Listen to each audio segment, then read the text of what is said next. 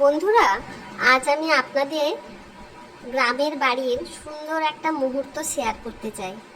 প্রথমে আমাদের বাড়িতে গেলাম। বাড়িতে গিয়ে দাদা, বাবা, মা সবাই এত আনন্দ হয়ে যায়, কি করবে আর কি করবে না ঠিক করে পায় না।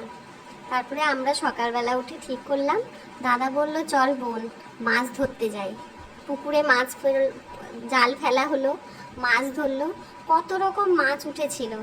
বড় মাছগুলো ছেড়ে দেওয়া হয়, যেগুলো খায় না বাড়িতে, সবাই আসলে খাবে সেই জন্যেই সেগুলো ছেড়ে দেওয়া হয়। আর যেগুলো ছোট মাছ ছিল সেগুলোই আমরা ধরে এনেছি। তারপরে ধরে সেগুলোকে আমি কাটলাম, আমি ধুলাম, ধুয়ে মার হাতে তুলে দিলাম। মা ওগুলো কাঠের উনুনে বসে রান্না করলো। আমাদের বাড়ির সব থেকে প্রিয় খাবার হচ্ছে তেঁতুল দিয়ে মাছের টকের রান্না।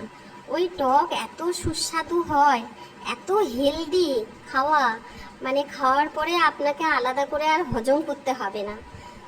মা রান্না করে একদম কম তেল দিয়ে, কম মশলা, কোনো মশলা লাগে না বললেই চলে, খুব কম তেল দিয়ে রান্না করে। তারপরে ওই তেঁতুলের টকের মধ্যে লঙ্কা মাখিয়ে যখন খাবেন তখন ভুলতে পারবেন না, পুরো এক থালা ভাত চলে যাবে খেতে খেতে। এত সুন্দর একটা মুহূর্ত বাড়িতে কাটাই না, এত ভালো লাগে, সেটাই আপনাদের সঙ্গে আজকে শেয়ার করলাম আমি। দেখুন শেষ পর্যন্ত, নিশ্চয়ই আপনাদের ভালো লাগবে। নিজেরাও বানিয়ে খাবেন এইভাবে। আর গ্রামের বাড়িকে কখনো অবহেলা করবেন না। যে যেখানে পাচ্ছেন যাচ্ছেন না গ্রামের বাড়িতে, তারা প্রত্যেকে যাবেন, পুকুরের যত্ন নিন, আরও মাছ চাষ করুন, গ্রামের শাকসবজি চাষ করুন। ওর থেকে ভালো জিনিস আর হয় না। একবার করে দেখুন বন্ধুরা, দেখবেন আপনাদের খুব ভাল লাগবে, খুব ভাল লাগবে। এবার দেখুন বন্ধুরা, আমি মাছগুলো ধুয়ে নিচ্ছি পুকুরের জলে।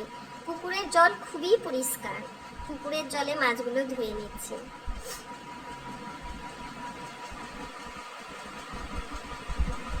মৌরালা মাছগুলো দেখুন কত বড় বড়। ওগুলো কিছু করতে হয় না, ঘাটের মধ্যে হাত দিয়ে ঘষে ঘষে ধুয়ে নিলেই ওগুলো পরিষ্কার হয়ে যায়। মাছ ধুয়ে নিয়ে গিয়ে হলুদ নুন মাখিয়ে দেব। মাখিয়ে দিয়ে পুরো রেডি করে আমি মাছগুলোকে নিয়ে মায়ের কাছে উনুনের পাশে দিয়ে দেব। দেখুন বন্ধুরা, মাছগুলোতে হলুদ আর নুন মাখিয়ে কিছুক্ষণ রেখে দেব, যাতে মাছের মধ্যে হলুদ নুন ঢুকে যায়। তারপরে আমি মাছগুলো নিয়ে গিয়ে আমার মাকে দিয়ে দিয়েছি। মা এবার রেসিপিটা আপনাদেরকে দেখাচ্ছে। সামান্য তেল দিয়ে, পাঁচ ফোড়ন আর শুকনো লঙ্কা দিয়ে একটা সুন্দর গন্ধ ওঠার পরে মা তেঁতুলকে ভালো করে জল দিয়ে চটকে ধুয়ে তেঁতুলের কাঠটা কড়ার মধ্যে ঢেলে দিচ্ছে। এই জলটা অনেকটা দিতে হবে, না হলে কাঁচা মাছটাকে কিন্তু তেলে ফ্রাই করা হয় না। কাঁচা মাছ দিয়ে রান্না তো, তেঁতুল জল অনেকটা দিতে হয়, তাতে অনেকক্ষণ ধরে মাছটা ফুটবে। এই কাঁচা মাছগুলো আস্তে আস্তে মা দিয়ে দিচ্ছে ওর মধ্যে। এবার আরও বেশি জল দেবে, দিয়ে মাছগুলোকে সেদ্ধ করা হবে। উনুনের জালটা সঠিক পরিমাণে দিতে হয়, কারণ এখনকার দিনে তো আপনারা জানেনই গ্যাসের কত সমস্যা হয়ে গেছে।